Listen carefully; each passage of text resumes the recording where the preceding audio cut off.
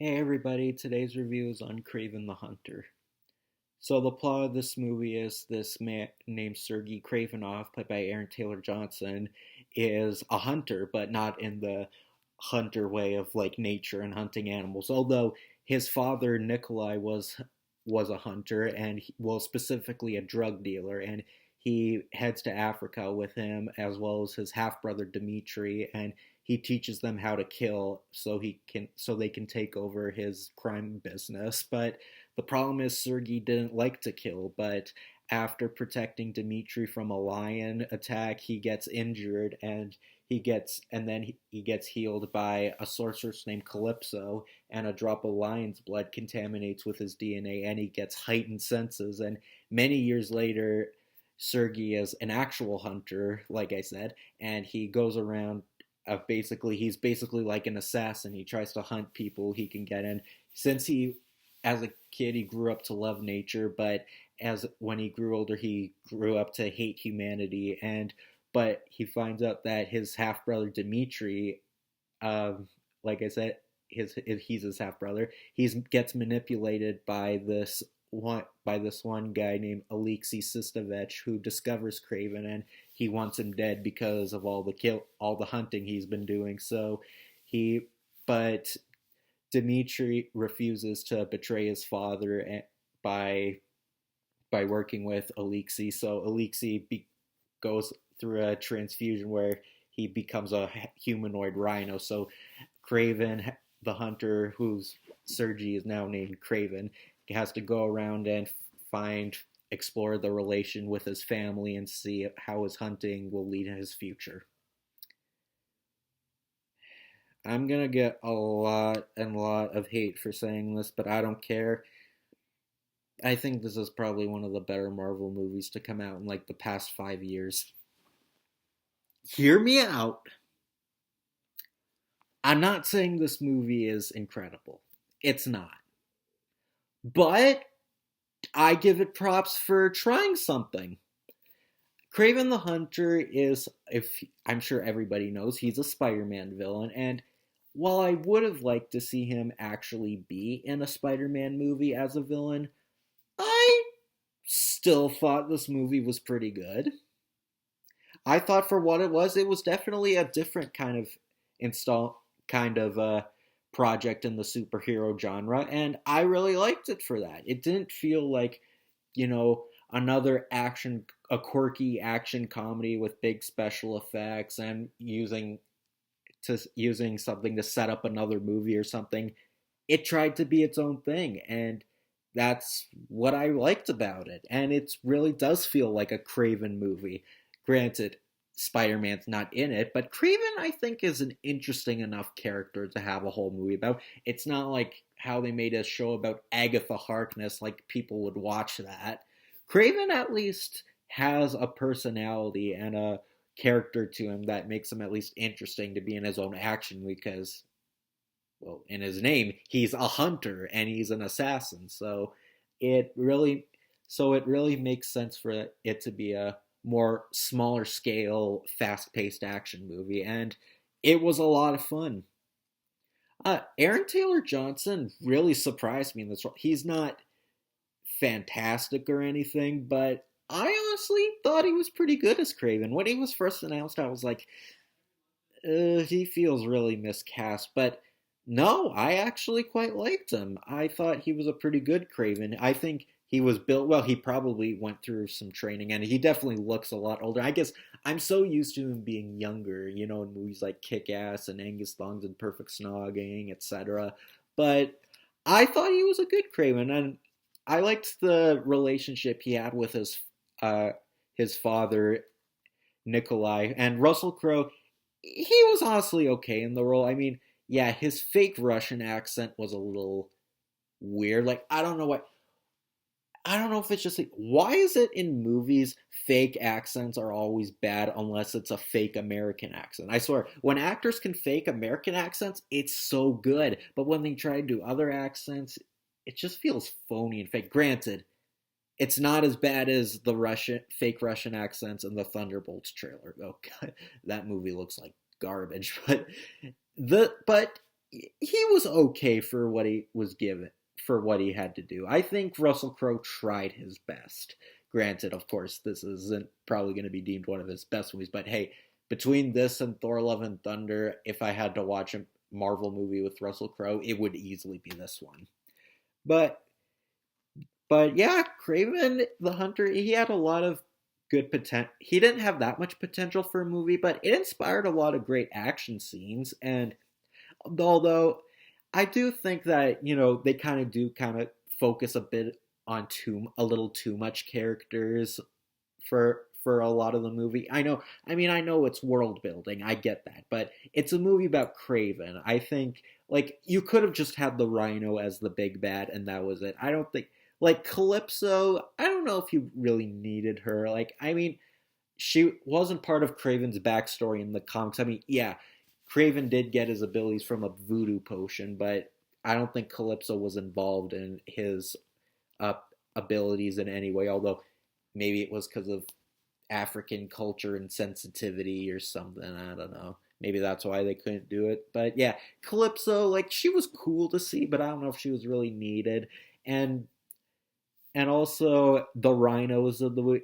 I think he was an okay villain. Like even though I think that the movie didn't need a whole bunch of Spider-Man related characters, I think the Rhino worked good as a villain for a Craven focused movie because I think it really works well with his arc of hunting.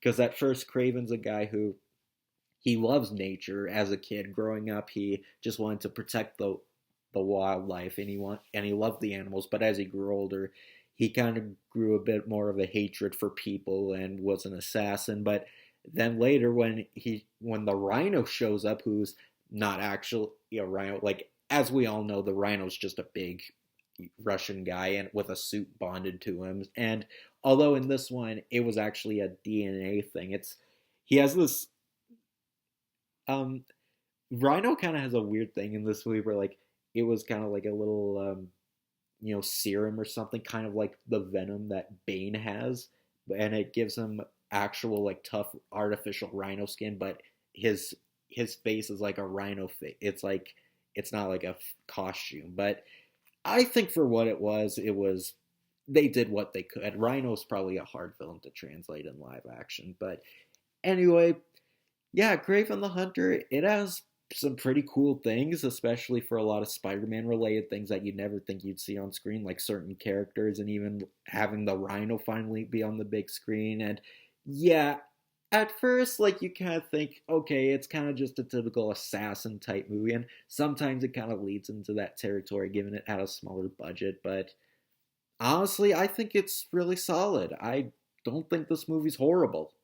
I mean, I actually liked it more than Madam Web, even though I didn't hate Madam Web, but I think this movie was better, honestly. And I think it's one of the best Marvel movies of the past, like 5 years or so. I think it's was a lot of fun. I know people are gonna hate it because it's a Sony movie.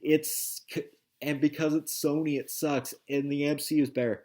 Be granted, like be real. It's not like much of the MCU nowadays is any better. But Kraven the Hunter, it's actually an okay movie. It's actually a really fun movie. Actually, better than okay. Like, I even enjoyed it more than Venom the Last Dance, because Venom the Last Dance was good, but let's be honest, for a Venom movie as a finale, some elements were underwhelming, even though it was still pretty fun. This was just its own thing, and it was a lot of fun, and you get a lot of bloody action with it. This movie does not hold back, so if you want to see a Kraven movie where he goes all out killing people, I mean, it's not as bloody as Deadpool and Wolverine, but it was still a lot of fun, and I really enjoyed this movie. I mean, is it one of my favorites of 2024? No. But I still liked it enough, so yeah, Kraven the Hunter, if you haven't seen it, I mean, my theaters aren't playing it anymore. I actually, last night was my last day to see it, so that's why I saw it really late last night, but so if there's a theater still playing it near you, then maybe I'd suggest checking out. But if not, maybe just wait till it's on streaming, or it's actually probably worth a rental. So yeah, I know you're all gonna comment the comments at me for saying this, but I actually really enjoyed Craven. I had a fun time with it. It's not one of my favorite comic book movies ever, definitely not, but I still really liked it for what it was. And It's no Deadpool and Wolverine. It's no Across the Spider Verse, but it's better than a lot of Marvel movies that have come out the past 5 years. So, all right. And the trailers I saw before the movie, Den of Thieves 2. I never saw the first one, so I don't really have anything to say about this one. I mean, I do like Gerard Butler, so maybe I might look into it, the first one, see if it looks like something I'd want to watch. So, Love Hurts. I'm still curious about this one. I think this one looks pretty good. It's nice that Ki Hugh Kwan is getting more roles lately. I mean, given he won an Oscar. So, yeah, I think it looks like it'll be a pretty good action film. So, I mean, it doesn't look as over the top and fast paced as something like John Wick or like because David Leitch produced this one. I mean, he's not directing it, so I don't think his style's really going to be prominent throughout this movie. But I think it has potential to be good. So, one of them days. I don't know. It really just looks like a gender swapped Friday. Nothing really stood out about this trailer. I mean, okay, the part with the needle is pretty funny, I admit. Like I that whenever I see the trailer for this movie before another movie, I admit the needle part always gets a laugh out of me, but I guess if the trailer has one laugh, it's probably worth watching. But then again, one laugh doesn't save a whole movie. But hey, one laugh in the trailer is at least an okay sign. So, but I don't know. It just looks like a whatever comedy. So I don't really have a whole lot of interest in it. Maybe I might just wait for a streaming release or something. I don't know. And 28 years later. I haven't seen the 28 later movies. For some reason, the original movie, the first movie isn't anywhere. Maybe I have to find it on DVD. I probably have to go find 28 Days Later on DVD because it's not on streaming. It's not on any digital platforms. It's like not anywhere. So I guess if I'm that desperate, I'm going to have to get it on DVD. But I know 28 weeks later is on Disney Plus. I see, but it's kind of weird. I don't know why the first one isn't, but I've never seen those movies, but I've always wanted to. I don't know. They look really interesting. I like its dystopian action thriller zombie vibes. So I don't know if they're. I don't know if both of them are just feel like the same movies or anything. I don't know if this one's just going to be the same movie over and again because with some franchises, some movies don't really need to be a franchise and they kind of just end up being formulaic. But I'm kind of interested in this. I might just see the first one if I can find a way to see it. I probably might check it out sometime just to see if it'll be worth watching, if this will be worth watching, and the second one. So, yeah, 28 years later, I might start the first in the franchise to see if this one piques my interest. So, we'll see. But yeah, Kraven the Hunter, yeah, I admit I really liked this one. I mean, it's, like I said, it's not Deadpool and Wolverine, definitely not Across the Spider Verse, but it is one of the better Marvel movies of the past few years, and probably one of the better comic book movies of the past 5 years. So yeah, I actually really liked Kraven. I mean, if you want to give it a chance and it's still playing in theaters, go see it. I definitely suggest checking it out. I actually had a really fun time with it. I mean, could it have been better? Yeah, maybe, but I think for what we've got for a character that didn't exactly need a full movie, I think they did great with what they could do. So, catch you later, everybody.